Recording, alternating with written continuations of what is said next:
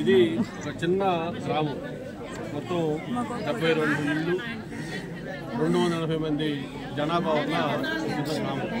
ఇటువంటి గ్రామంలో మొత్తం కూడా ఒకసారి ఉలిక్కిపడే విధంగా ఈ వైద్య పరీక్షల తర్వాత దాదాపు ఒక 150 మంది 135 మంది శాంపిల్స్ కలెక్ట్ చేశారు. వాటిల్లో 50 మందిని కేజీహెచ్కి కూడా రిఫర్ చేశారు.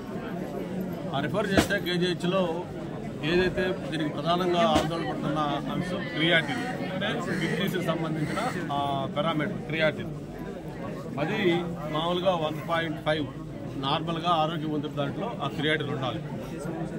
దానికంటే ఎక్కువ ఉంటే అప్ టు 4 వరకు ఒక రేంజ్, 4 దాటితే ఇంకొక రేంజ్, ఇట్లా చెప్తారు. అది 7 దాటితే ఖచ్చితంగా డయాలసిస్, కిడ్నీ ట్రాన్స్ప్లాంటేషన్ కూడా చేయాల్సి వస్తుంది.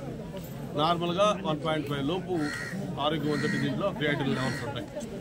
అయితే ఇక్కడ కేజీడీకి పంపించిన 50 మందిలో కూడా వైద్య పరీక్షలు చేస్తే ఒక 29 మందికి 1.5 లోపు అంటే నార్మల్గా ఉండాల్సిన క్రియాటిన్ లెవెల్ ఉంది.